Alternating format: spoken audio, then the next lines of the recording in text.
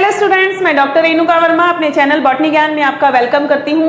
आज हम एक और डिजीज के बारे में पढ़ने जा रहे हैं जो है अर्गट एंड स्मट ऑफ बाजरा, यानी कि बाजरे का अर्गट या कंड रोग। इन दोनों रोग के नाम से इस रोग को बोलते हैं, या तो अर्गट रोग बोलते हैं या कंड रोग बोलते हैं।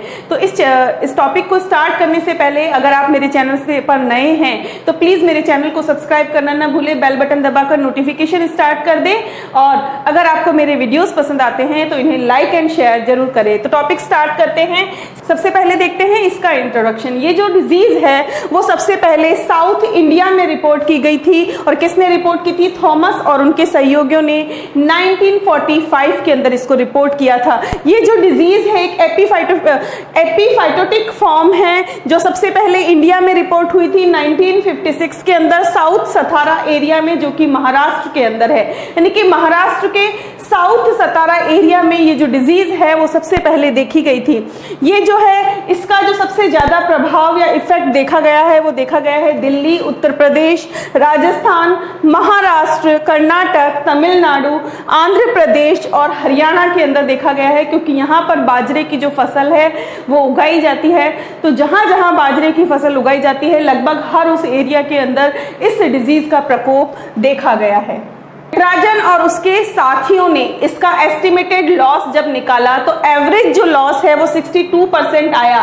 इसमें से भी जो ग्रेन लॉस है वो 58% था। तो लगभग आधी फसल को ये जो रोग है वो खत्म कर देता है, जिससे काफी सारा यील्ड लॉस होता है। जो डैमेज इस डिजीज के द्वारा कॉज होता है वो डिपेंड करता है कि ईयर फॉर्मेशन के टाइम पे वेदर क्या है, यानी कि जब बाली निकल रही है तो उस समय जो जलवायु है, जो क्लाइमेट है वो कैसा है, मौसम कैसा है, इस पे डिपेंड करता है कि डिजीज जो है इसके सिम्टम्स कैसे होंगे। ये जो फंगस है जो इस डिजीज को कॉज करती है उसको बहुत सारी अफ्रीकन कंट्रीज के अंदर रिपोर्ट किया गया है। तो हम ये कह सकते हैं कि ये एक ऐसी फंगस है जो वार्म क्लाइमेट के अंदर देखी जाती है। भारत में अगर बात करें तो भारत के अलावा कहां कहां पर इस डिजीज को रिपोर्ट किया गया है, तो वो है अफ्रीका की कई कंट्रीज के अंदर, जैसे Gambia, Ghana, Nigeria, Rhodesia, Senegal, Tanzania and Zambia. यहां पर जो है इस डिजीज को अफ्रीका के अंदर देखा गया। इन्फेक्टेड बाजरा को खाने से, इस डिजीज से इन्फेक्टेड बाजरा को खाने से बहुत सारे ह्यूमन बींग्स के अंदर नेगेटिव इफेक्ट देखे गए हैं, क्योंकि ये पॉइजन हो जाती है। हम या कह सकते हैं कि अर्गट डिजीज की वजह से बाजरा जो है वो बहुत ज्यादा हार्मफुल हो जाता है, जहर की तरह हो जाता है। शिंदे और भिंडे ने 1958 में रिपोर्ट किया कि जो मैच्योर स्क्लेरोसिया है जो इसके अंदर डेवलप होता है उसमें 0.42% टोटल एल्कलॉइड होता है। जो कौन सा एल्कलॉइड होता है? अर्गेटॉक्सिन। ठीक है, अर्गट रोग है इसीलिए इस टॉक्सिन को अर्गेटॉक्सिन कहा जाता है। लवलेस 1967 ने ये कहा कि पर्ल मिलेट के अंदर जो स्क्लेरोसिया पाया जाता है अर्गट डिजीज की वजह से, वो वाटर सोल्यूबल एल्कलॉइड उसके अंदर पाए जाते हैं जो कि राई अर्गट से अलग होते हैं। देखिए जो फंगस इसको कॉज करता है वो राई में भी फंगस, राई के अंदर भी अर्गट रोग कॉज करता है, सिर्फ इनकी स्पीसीज जो है वो अलग अलग होती है। राई में जो अर्गट होता है उसके अंदर अर्गोटॉक्सिन, अर्गोटेमिन और अर्गोमेट्रिन नाम के जो टॉक्सिन हैं वो बनते हैं। ठीक है, और जो बाजरा में होता है उसके अंदर सिर्फ अर्गोटॉक्सिन एल्कलॉइड को देखा गया है या रिपोर्ट किया गया है। ये डिजीज जो है इसमें क्या होता है, बाजरे के अंदर स्मॉल ड्रॉपलेट्स बन जाती हैं जो पिंक या लाइट हनी कलर की होती हैं, जैसे शहद की बूंदें होती हैं। इस तरीके की ड्रॉपलेट जो है बाजरे के सिट्टे के ऊपर देखने को मिलती है, जिसे हम हनी ड्यू स्टेज कहते हैं, और हिंदी में इसको मधुर रस अवस्था कहते हैं। ये अर्ली स्टेज होती है जिसके अंदर हनी ड्यू के जैसा सिक्रेशन होता है, बाली में ड्रॉपलेट की तरह दिखाई देता है, जो पूरे के पूरे स्पाइकलेट के ऊपर फैला हुआ होता है, जिससे बीज और इंसेक्ट्स जो हैं इन सिट्टों के ऊपर, इन ईयर्स के ऊपर अट्रैक्ट होते हैं। अट्रैक्ट होकर के जब वो इस ड्रॉपलेट को पीते हैं, चूसते हैं, तो इनके साथ साथ जो स्पोर्स हैं वो उनके ऊपर चिपक जाते हैं, और जब वो इंसेक्ट किसी और प्लांट के ऊपर जाएंगे, बाजरे के किसी और प्लांट पे, तो वो स्पोर्स उनके साथ साथ वहां चले जाएंगे। बाद में ये जो ड्रॉपलेट हैं पहले तो होती हैं पिंक या लाइट हनी कलर की, बाद में कैसी हो जाती हैं, डार्क कॉल्स, और पूरे के पूरे कॉब को कवर कर लेती है। पूरा का पूरा जो कॉब है वो कैसा हो जाता है, चिपचिपा, और ऐसे लगता है कि किसी ने उसको शहद के अंदर डुबो दिया हो, इस तरीके का वो दिखाई देता है। और जो एडवांस स्टेज होती है उसके अंदर स्मॉल डार्क ब्राउन या ब्लैक बॉडीज बनती हैं जिन्हें स्क्लेरोशिया कहते हैं। ये टफ बॉडीज होती हैं और ये जो है ग्रेन को रिप्लेस कर देती हैं। ग्रेन की जगह जो है यहाँ पर स्क्लेरोशिया डेवलप हो जाते हैं जो लंबे और काले होते हैं।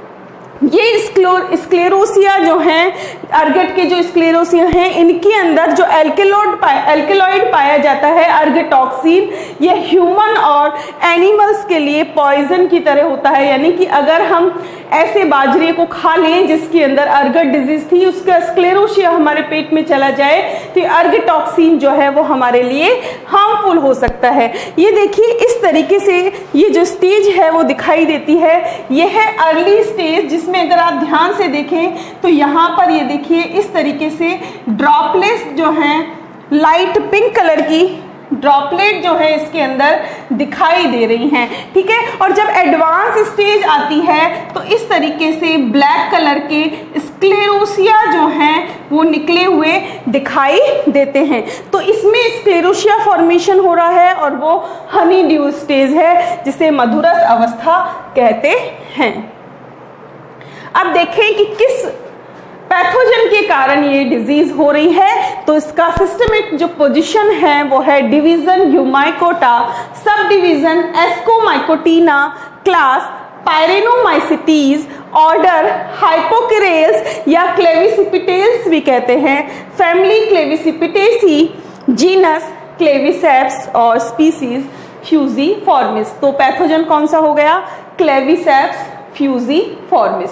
तो क्लेविसेप्स फ्यूजीफॉर्मिस जो है कॉजल ऑर्गेनिज्म है अर्गट ऑफ बाजरा का या फिर स्मट ऑफ बाजरा का, ठीक है। जो फंगस जो है जो पर्ल मिलेट के अंदर अर्गट डिजीज को कॉज कर रही है उसको सबसे पहले बोला गया था कैंट्रोस्पोरियम माइक्रोसिफेलम। पहला जो नाम इसको दिया गया था कैंट्रोस्पोरियम माइक्रोसिफेलम, ये दिया था वॉल्र ने 1853 के अंदर, ठीक है। बाद में इसको क्लेविसेप्स जीनस में ट्रांसफर कर दिया और ये किसने किया था, तुलसाने और उनके ब्रदर ने जो है इसको क्लेविसेप्स के अंदर ट्रांसफर किया और इसको नाम दिया क्लेविसेप्स माइक्रोसिफेला। क्या नाम दिया, क्लेविसेप्स माइक्रोसिफेला। देखिए यहाँ पर ना कई बार जो क्वेश्चन बनता है वो इस तरीके से बन जाता है कि बाजरे का जो अर्गट ऑफ बाजरे का जो कॉजल ऑर्गेनिज्म है उसका फर्स्ट नाम क्या था। तो आपको ध्यान होना चाहिए कि वो था कैंट्रोस्पोरियम माइक्रोसिफेलम, ठीक है। क्लेविसेप्स माइक्रोसिफेला जो है उसका एक और सिनोनिम है जो है क्लेविसेप्स परप्यूरिया, जिसको बाद में क्लेविसेप्स फ्यूजीफॉर्मिस कहा जाने लगा, जो अभी प्रेजेंट में नाम यूज किया जाता है क्लेविसेप्स माइक्रोसिफेला के लिए, वो है क्लेविसेप्स फ्यूजीफॉर्मिस, ठीक है। और ये जो नाम है वो पैच ने कंसिडर किया था 1937 के अंदर। ये जो फंगस है इसमें 3 तरह की जो मार्क्ड स्टेजेस हैं वो इसके लाइफ साइकिल में शो होती हैं। पहली है स्फेक्लिया या हनी ड्यू स्टेज, दूसरी है स्क्लेरोसियम स्टेज और तीसरी है एस्कीगिरस स्टेज। देखिए जो फर्स्ट स्टेज है स्फेक्लिया या हनी ड्यू स्टेज, इसको हनी ड्यू स्टेज तो इसलिए कहते हैं कि हनी की तरह ड्रॉपलेट्स यहाँ पर बन रही हैं। स्फेक्लिया स्टेज क्यों कहते हैं कि जो स्फेक्लिया फंगस है इस स्टेज में ये उससे समानता दर्शाता है। तो पहले ये माना जाता था कि ये स्फेक्लिया फंगस ही है और उसी के नाम पर इस स्टेज को नाम दिया गया है स्फेक्लिया स्टेज। हनी ड्यू स्टेज जो है वो कहाँ पर अकर होती है, होस्ट के इन्फ्लोरेसेंस पे, क्योंकि होस्ट के इन्फ्लोरेसेंस पे ही हनी की तरह ड्रॉपलेट जो है वहां प्रेजेंट होती है। हनी ड्यू जो ईयर पे प्रोड्यूस हो रहा है उसमें बहुत सारे कोनिडिया प्रेजेंट होते हैं। तो हनी ड्यू में जो स्पोर्स प्रेजेंट होते हैं वो कौन से हो गए, कोनिडिया यहाँ पर प्रेजेंट होते हैं। इनिशियल स्टेज के अंदर मैक्रोकोनिडिया बनते हैं और बाद में माइक्रोकोनिडिया बनते हैं। तो हम कह सकते हैं कि दो टाइप के कोनिडिया यहाँ पर बन रहे हैं, पहले मैक्रो और बाद में माइक्रोकोनिडिया यहाँ पर डेवलप होते हैं। मैक्रोकोनिडिया कैसे होते हैं? मैक्रोकोनिडिया हाईलाइन यानी कि पारदर्शी, फ्यूजिफॉर्मिस, ब्रॉडली फार्केट, यूनिसेल्यूलर, और जो इनका मेजरिंग होती है, इनकी मेजरिंग वो होती है 10.8 से 21.75 इंटू 3.2 टू 4.35 माइक्रोन। ठीक है, जबकि जो माइक्रोकोनिडिया हैं वो कैसे होते हैं? ग्लोब्यूलर, हाईलाइन, यूनिसेल्यूलर, और जो मेजरिंग है इनकी बहुत छोटे होते हैं 2.4 to 10.8 micron into 1.2 to 4.8 micron के ये होते हैं। 25 डिग्री सेल्सियस के ऊपर जो मैक्रोकोनिडिया हैं वो जर्मिनेट होते हैं, और जर्मिनेट होकर क्या प्रोड्यूस करते हैं? 1 से 3 पोलर ट्यूब या जर्म ट्यूब का फॉर्मेशन यहाँ पर होता है। किससे? मैक्रोकोनिडिया के जर्मिनेशन से 1 से 3 जर्म ट्यूब्स का फॉर्मेशन होता है। जो जर्म ट्यूब यहाँ पर बन रही है, इस जर्म ट्यूब की टिप में जब सेप्टा का फॉर्मेशन होता है तो सेप्टा के फॉर्मेशन से क्या बनते हैं? सेकेंडरी मैक्रोकोनिडिया या सेकेंडरी माइक्रोकोनिडिया। अगर ये जर्म ट्यूब मैक्रोकोनिडिया से बनी है तो सेकेंडरी मैक्रोकोनिडिया बनेंगे, माइक्रोकोनिडिया से बनी है तो सेकेंडरी माइक्रोकोनिडिया यहाँ पर प्रोड्यूस होंगे। माइक्रोकोनिडिया जो है चेन्स के अंदर, या हम कह सकते हैं कि श्रृंखला के अंदर पाए जाते हैं। हनी ड्यू स्टेज जो है, उसके बाद जो स्टेज आती है उसको हम स्क्लेरोसिया स्टेज कहते हैं। क्यों? क्योंकि वहां पर स्क्लेरोसिया का डेवलपमेंट होता है, जो कैसे होते हैं? इलोंगेटेड से राउंड, लाइट से dark brown, hard to brittle in texture with cavities inside. उनके बीच में कैविटी होती है जिसके अंदर कोनिडिया पाए जाते हैं। स्क्लेरोसिया जो हैं बनते तो कॉब के अंदर है, लेकिन वो कहाँ गिर जाते हैं? सॉइल के अंदर गिर जाते हैं। तो स्क्लेरोसिया जो है फंगस को सॉइल में ले जाने का काम करती है। स्क्लेरोसिया का जो साइज है वो होता है 3.6 टू 6.1 इंटू 1.3 टू 1.8 मिलीमीटर। तो स्क्लेरोसिया ही वो चीज है या वो सोर्स है जो फंगस को सॉइल के अंदर ले जाता है। इनर स्यूडो पेरेन्काइमेटस टिश्यू जो है वो व्हाइट कलर का होता है। कौन सा? स्क्लेरोसिया के अंदर का जो स्यूडो पेरेन्काइमेटस टिश्यू है, जिसको हम मेड्यूला कहते हैं, वो विटिस रंग का यानी कि सफेद रंग का होता है। स्क्लेरोसिया जो हैं वो कहां पर जर्मिनेट होते हैं? सॉइल में जर्मिनेट होते हैं, सीड के साथ जर्मिनेट होते हैं, और सीड के साथ जर्मिनेट होकर के उस सीड को इन्फेक्ट करते हैं। ओल्डर स्क्लेरोसिया जो है यानी कि लगभग 12 महीने पुराना जो स्क्लेरोसिया है वो अच्छे से जर्मिनेट होता है। कंपेयर करें अगर 1 मंथ ओल्ड स्क्लेरोसिया की, तो हम कह सकते हैं कि जितना पुराना स्क्लेरोसिया होगा उतना सीवियर इन्फेक्शन होगा। और तीसरी जो स्टेज है जिसको हम एस्कीगेरस स्टेज कहते हैं, ये एस्कीगेरस स्टेज जो है वो कहाँ होती है? होस्ट में जब स्क्लेरोसिया का जर्मिनेशन हो जाता है और पेरिथीसिया का डेवलपमेंट हो जाता है, एस्कोस्पोर्स का फॉर्मेशन हो जाता है, तो हम कह सकते हैं कि जब एस्को बीजाणु बनते हैं तो स्टेज को हम एस्कीगेरस स्टेज कहते हैं। स्क्लेरोसिया जर्मिनेट होकर के 1 to 3 या लगभग 16 टाइप्स का फॉर्मेशन करते हैं, जो कैसे होते हैं? फ्लैशी, पर्पलिस, 6 to 26 मिलीमीटर लंबे। किस पे डेवलप होते हैं? स्क्लेरोसिया पर। 1 से 3 से लेके 16, तो हम ये कह सकते हैं कि 1 से लेकर के 16 तक स्टाइप जो हैं यहाँ पर डेवलप होते हैं। स्टाइप जो हैं उन पे पेरिथीसियल स्ट्रोमा होती हैं, जिन्हें हम कैपिट्यूलम भी कहते हैं। ये स्टाइप के टिप के ऊपर प्रेजेंट होती है। स्ट्रोमेटा जो हैं वो क्या होती हैं? Globular and light to dark brown colour की होती हैं, जिनमें पेरिथीसियल प्रोजेक्शन पाए जाते हैं सरफेस के ऊपर। तो जो स्ट्रोमा है ये कहाँ बनती है? ये होस्ट में बनेगी जब सेकेंडरी इन्फेक्शन होगा उस टाइम पे। जब हम कैपिट्यूलम से क्रॉस सेक्शन लेते हैं तो हम देखते हैं कि उसमें बहुत सारे पायरीफॉर्म पेरिथीसिया पाए जाते हैं जो कि टिश्यू के अंदर एम्बेडेड दिखाई देते हैं और सेमी सर्कुलर मैनर के अंदर अरेंज्ड होते हैं।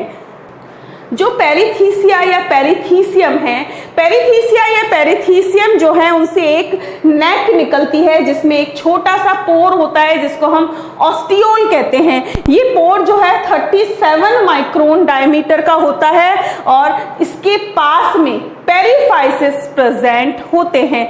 एसाई जो हैं यहाँ पर जो बनते हैं वो न्यूमरस यानी कि बहुत सारे long cylindrical slightly tapering towards the base यानी बेस पे थोड़े से तीखे होते हैं, शॉर्ट स्टॉक वाले होते हैं, हाईलाइन होते हैं, थिन वॉल्ड होते हैं और ऑब्ट्यूस होते हैं। ठीक है, और इनके अंदर एक नैरो ओपनिंग जो है वो पाई जाती है। पैराफाइसिस जो हैं उन्हें हम देख नहीं सकते।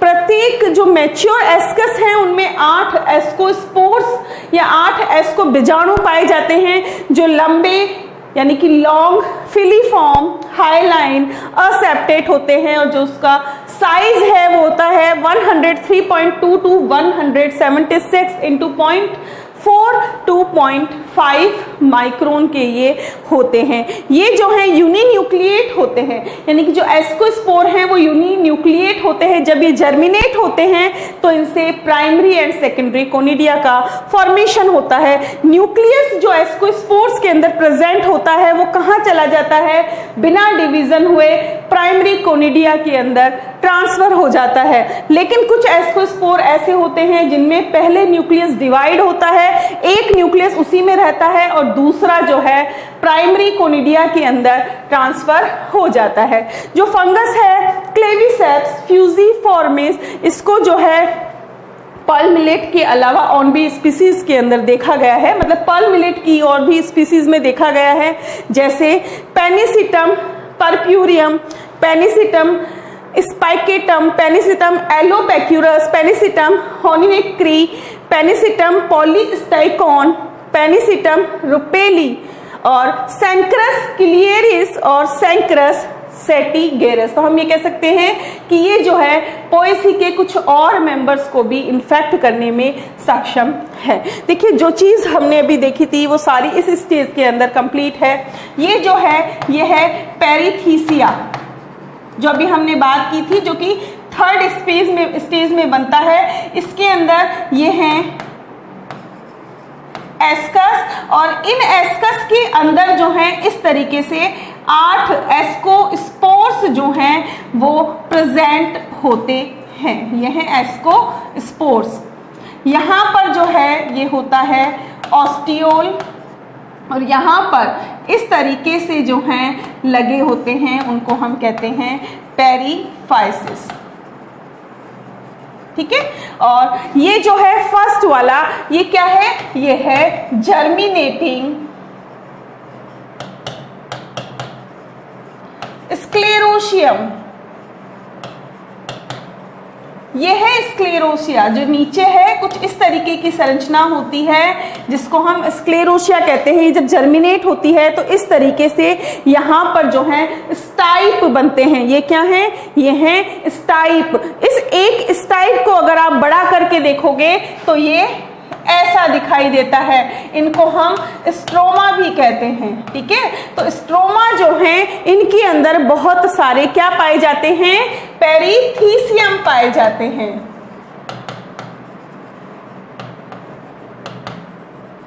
ठीक है, और ये पेरिथीसियम जो है वो देखने में ऐसा दिखाई देता है। और ये जो है ये है एस्कस और ये जो है ये है एस्कोस्पोर्स। तो ये सारी के सारे जो स्ट्रक्चर है वो किसमें बनती है, अर्गट रोग के अंदर बनती है। चाहे वो राय का अर्गट रोग हो, चाहे वो बाजरे का अर्गट रोग हो। ये जो है ये क्या है, ये है कोनिडिया। ये जो है ये तो है मैक्रोकोनिडिया, ये वाले हैं माइक्रोकोनिडिया। साइज में जो डिफरेंस है देखिए देखने में मिल रहा है, इनका शेप अलग है, वो लगभग गोलाकार या ओवल शेप के हैं, ये थोड़े से तीखे हैं, टेपरिंग फ्यूजिफॉर्मिस टाइप के हैं। ठीक है, ये जो है ये है मैक्रोकोनिडिया का जर्मिनेशन। ठीक है, क्या है? जर्मिनेशन।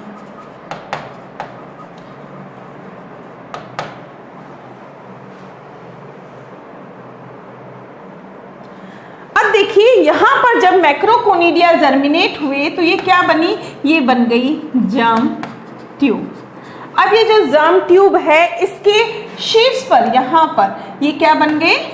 ये तो है माइक्रोकोनिडिया, और अगर ये साइज जो है इस तरीके का होता तो ये क्या हो जाते? ये हो जाते मैक्रोकोनिडिया। तो जर्म ट्यूब जो हैं उनके एपेक्स के ऊपर बनते हैं मैक्रो और माइक्रोकोनिडिया। अगर मैक्रोकोनिडिया से डेवलप होंगे तो मैक्रोकोनिडिया बनेंगे, और अगर माइक्रोकोनिडिया जर्मिनेट हो रहे हैं तो उसे सेकेंडरी माइक्रोकोनिडिया का फॉर्मेशन होगा। अब डिजीज साइकिल की बात करें तो डिजीज साइकिल बहुत ही सिंपल है। जो स्क्लेरोसिया सॉइल के अंदर प्रेजेंट होता है वही स्क्लेरोसिया अगली बार जब सीड जर्मिनेट होगा तो उसके साथ जर्मिनेट होता है। जर्मिनेट होकर के जब वो स्क्लेरोसिया है तो उसको हम क्या कहेंगे? स्क्लेरोसिया से इन्फेक्शन हो रहा है तो स्क्लेरोसिया जो है वो प्राइमरी इनोकुलम हो गया या प्राइमरी इन्फेक्शन का सोर्स हो गया। उसके बाद कोनिडिया जो है वो कहाँ से जाते हैं? जब हनी ड्यू स्टेज आती है, हनी ड्यू स्टेज के अंदर बहुत सारे कोनिडिया होते हैं तो वो इंसेक्ट के थ्रू जाते हैं। तो इस तरीके से ये डिजीज साइकिल जो है वो चलता रहता है। ये है इसका कंप्लीट डिजीज साइकिल। हम स्टार्ट करते हैं स्क्लेरोसिया से। ये क्या है? स्क्लेरोसिया। स्क्लेरोसिया जो है उससे उसके जर्मिनेशन से क्या बनता है? स्ट्रोमा।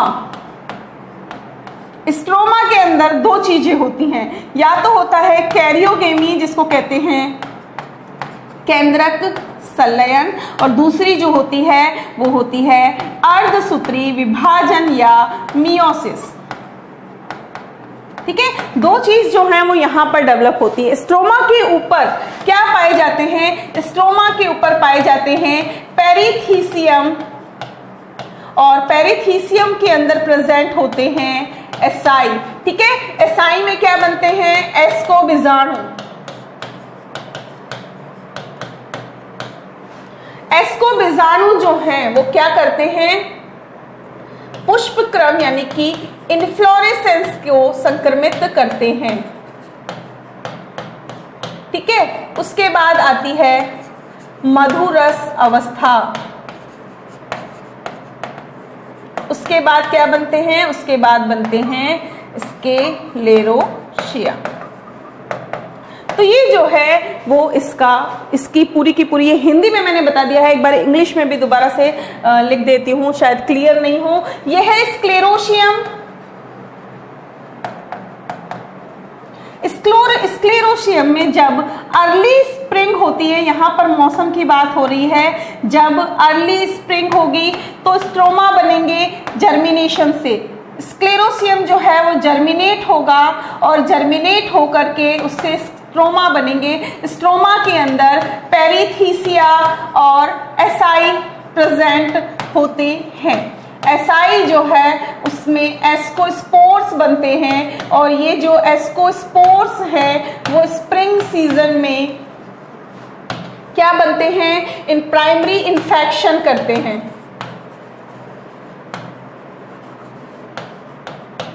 ठीक है, प्राइमरी इन्फेक्शन से हनी ड्यू स्टेज आती है।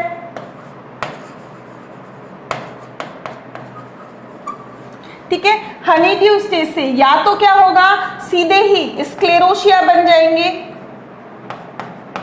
और स्क्लेरोसिया से जब समर आएगा तब ये जर्मिनेशन प्रोसेस शुरू हो जाएगी। या क्या होगा? हनी ड्यू स्टेज जो है उसको हम क्या कहते हैं? स्फैक्लिया स्टेज भी कहते हैं। स्फैक्लिया स्टेज जो है उसके अंदर मैक्रो एंड माइक्रोकोनिडिया बनेंगे।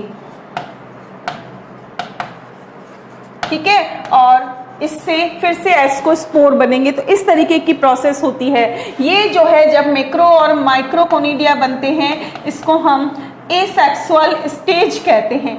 जब एसाई का फॉर्मेशन होता है तो इसको हम एस्कोगीरस स्टेज कहते हैं। स्ट्रोमा जर्मिनेट जब हो रहे हैं उसको हम सेक्सुअल साइकिल कहते हैं। तो ये पूरी की पूरा इसका अर्गट ऑफ बाजरा का डिजीज साइकिल है। अब कंट्रोल की बात करें तो सबसे पहला जो कंट्रोल है वो ये है कि लॉन्ग क्रॉप रोटेशन हो, यानी कि क्रॉप को हम रोटेशन में उगाएंगे तो जो सॉइल बोर्न इनोक्यूलम है वो जर्मिनेट नहीं हो पाएगा। और मोस्ट कॉमन रिकमेंडेड जो मेथड है वो क्या है, सीड्स जो हैं वो क्लीन होने चाहिए, उनके अंदर स्क्लेरोशिया नहीं होना चाहिए। और इसके अलावा सीड जो है उसको अगर हम 20 to 32% सॉल्ट सॉल्यूशन के अंदर डिप कर दें तो उससे क्या होता है, स्क्लेरोशिया जो हैं ऊपर तैर के आ जाते हैं तो उनको हम आसानी से अलग कर सकते हैं और इस तरीके से हम कंट्रोल कर सकते हैं।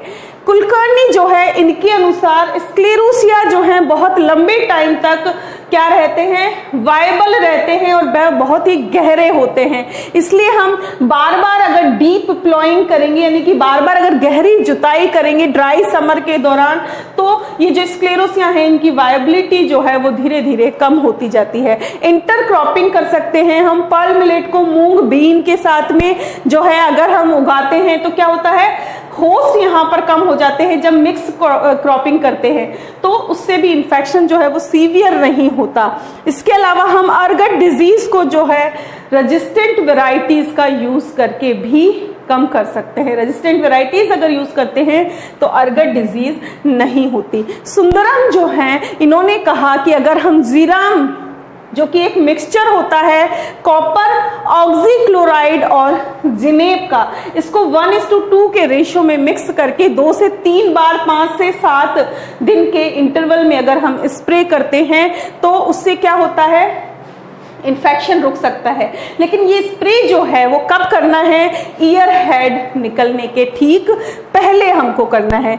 रेड्डी और उनके सहयोगियों ने 1969 के अंदर एक ग्रीन हाउस ट्रायल लिया। वहां पर 24 घंटे पहले इन्होंने क्या किया, फंगस को इनोक्यूलेट किया। उसके बाद 7 फंजीसाइड का इन्होंने स्प्रे किया और 7 फंजीसाइड के साथ साथ इन्होंने एक इनऑर्गेनिक सल्फर का प्रिपरेशन तैयार किया जिसमें 80% क्या था, सल्फर था। तो इससे इन्होंने पाया कि ये बहुत ही इफेक्टिव सॉल्यूशन है और इससे हम इस डिजीज को रोक सकते हैं, इस फंगस को खत्म कर सकते हैं। अगर वर्तमान की बात करें, रिसेंटली जो है मोवर एट ऑल 1975 ने इन्होंने एग्जामिन किया कि जो फंगल हाइफी है किसका, क्लेविसेप्स पर्प्यूरिया का, ये बायोलॉजिकल कंट्रोल एजेंट जो कि हम वीट अर्गट के लिए यूज करते हैं उससे ये भी नष्ट हो जाता है।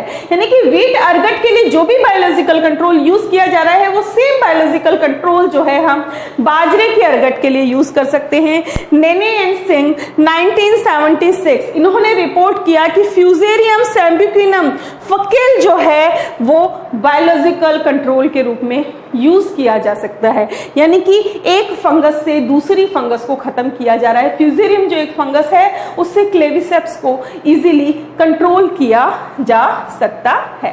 तो यहाँ पर ये जो टॉपिक है हमारा वो कंप्लीट होता है। मिलते हैं नेक्स्ट टॉपिक में। नेक्स्ट टॉपिक जो है वो बैक्टीरियल डिजीज से रिलेटेड है। अब तक हमने सारी फंगल डिजीज को देखा था, तो बैक्टीरियल डिजीज हम नेक्स्ट लेक्चर में देखेंगे। अगर आपको मेरे पढ़ाने का तरीका पसंद आ रहा है और आप मुझे कोई सजेशन देना चाहते हैं तो मुझे कमेंट बॉक्स में जरूर बताएं। आपके कमेंट्स मुझे बहुत अच्छे लगते हैं और मुझे मोटिवेट करते हैं। तो मिलते हैं नेक्स्ट लेक्चर में, तब तक बने रहिए मेरे साथ। Thanks for watching and stay tuned to botany Gyan for more informative videos. Thank you.